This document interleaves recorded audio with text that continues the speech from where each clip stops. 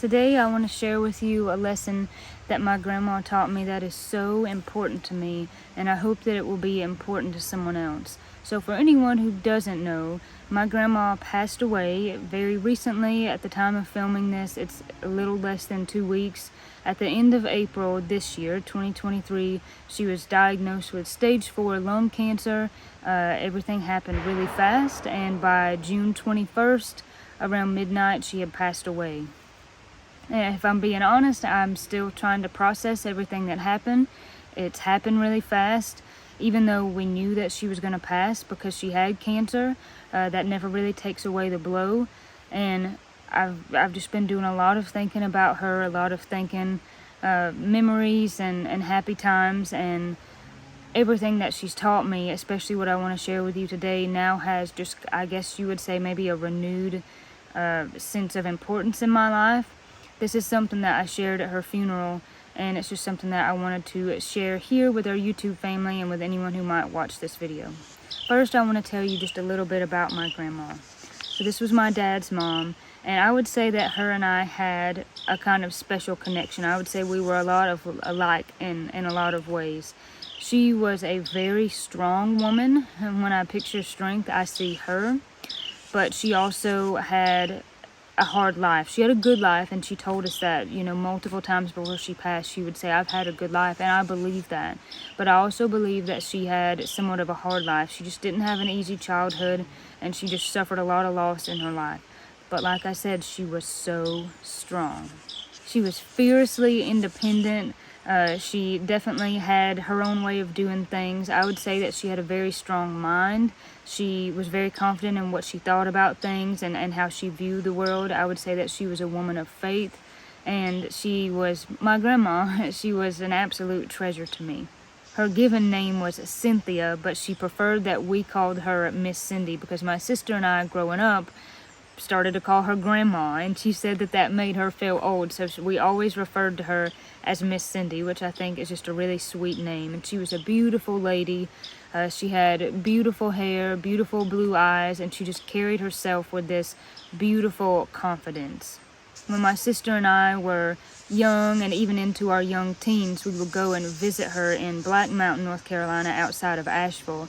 She moved here about 8 years ago to be close to us, but before that we would go and visit her in Black Mountain, and those are some of my all-time fondest memories. We would stay with her, and we would go thrift shopping, and if the hot sign was on at Krispy Kreme, we would go get a donut, and I have so many wonderful memories. But as I said, mostly I think of her as being just this picture of just strength and independence. Before I share with you what she taught me, I want to share something else about her that just makes her inspirational to me. Though she was strong, she had a certain fragility about her. She had a certain sensitivity about her, and she was able to overcome that. She was able to overcome the hard circumstances that she had to go through in her life, and that is super inspirational to me. It's always been inspirational to me. Sorry. And especially now that she's passed, that's very inspirational to me, and it's something that I hold on to. So now I want to share with you what she shared with me, and I believe this was the key to her strength. And if you don't mind, I've got some notes here because I don't want to forget what I'm saying. Now, this is going to sound so simple, but I believe this is so profound. She said, "You can consciously choose what you think and how you feel." I'm going to say that again.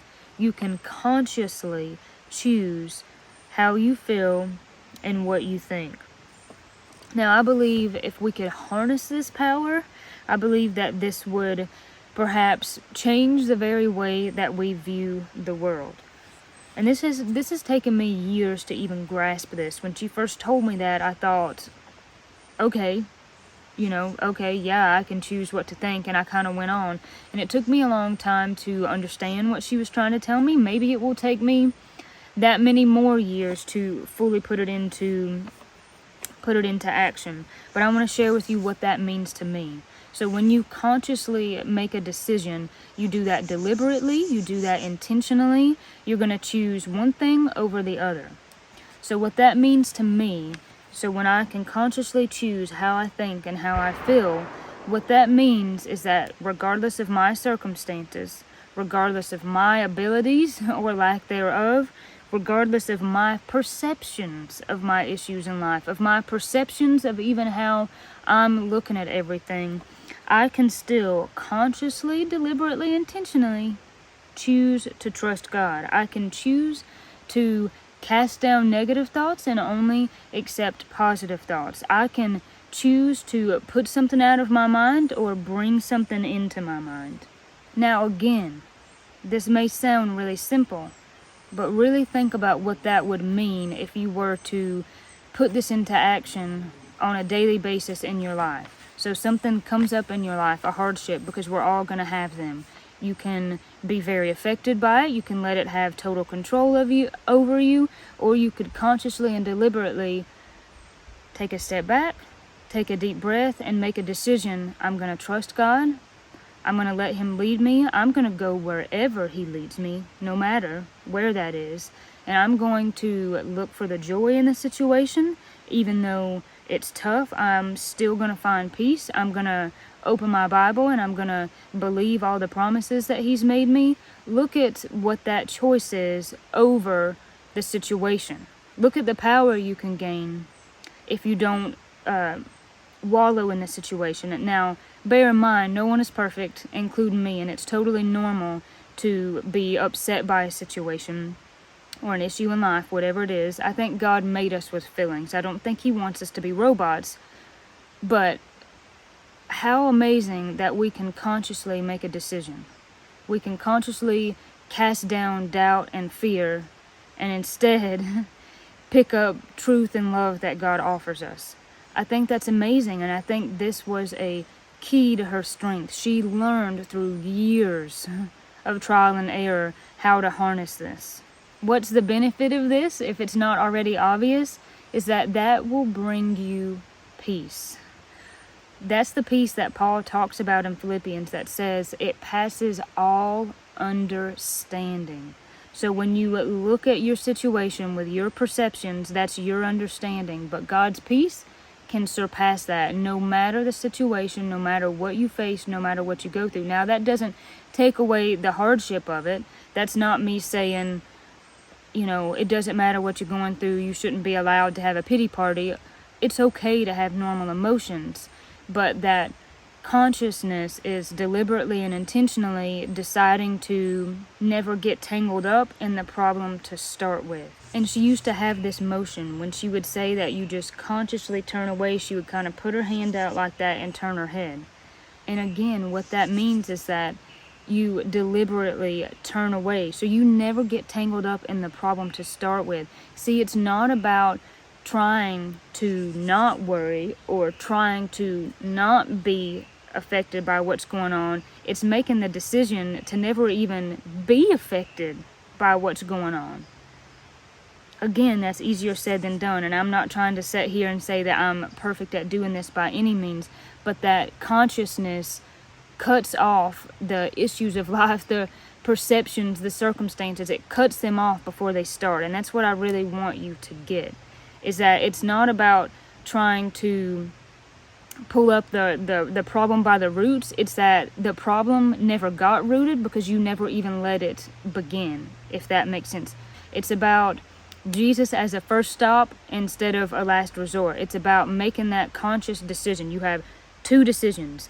I can consciously decide I will trust God and I will turn away from everything else, all the thoughts, all the worries, all the fear, all the doubt, or I will let the fear and the doubt and the worries carry me on down the road, and then I'm trying to backtrack and say, wait a second, I don't want to do this. You will save yourself a lot of mental strife, emotional strife, if you just consciously say no.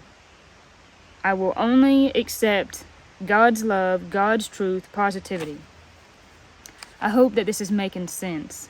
And then again, the benefit is that peace that will pass all understanding. That's when you can be at rest. I'm sure you've met people who have all kinds of things going on, and there's a lady in our community that I can think of, and anyone who knows her would say, out of anyone in the world, she has a right to complain. And instead, she will say, I have the best life of anyone. And she often says, I don't want to be a baby Christian, I want to be a grown-up Christian. And that's so inspirational, just like my grandmother's life has been to me. I want to leave you with one more thing. She also had a saying, and she would say, too gentle to live among wolves. And I think this was a good description of her. I think that this is something that we all feel at times. There is a fragility and a sensitivity about being human. Some have that more than others. Some people are considered highly sensitive people. I encourage you to look that up at some point if you ever have time. She was definitely like that. I would consider myself like that, and I think that's why we had such a connection. But everyone at some point is going to feel that fragility, feel that sensitivity and gentleness, and like you're just living in a world of wolves. And sometimes you look around and you get discouraged by what's going on in the world. But even in that fragility, you can consciously choose strength, and you can consciously cast down negative and pick up the positive and live the life that God wants you to live. And I believe that's what she did. I believe she discovered one of the biggest keys to life, and she knew how to harness that, and she knew how to live that. And it's been so important to me, and especially with her recently passing, it's something that I think I didn't fully realize until she was gone, how important it was, how important it is to my life. And it's just something that I want to pass on, and something that I want to share. So I hope that you got something from this. I hope that you'll be able to use this. Please feel free to drop a comment below. I would love to know your thoughts. If you have any questions or anything like that, you can always drop me an email. The email's in the description box below. We appreciate each and every one of you for watching our videos, and for all the cards and emails and comments, and this outpouring of love in this time of losing our grandma and sending her home. So we appreciate that. I thank you again. God bless you. God keep you. And I will see you on the next video.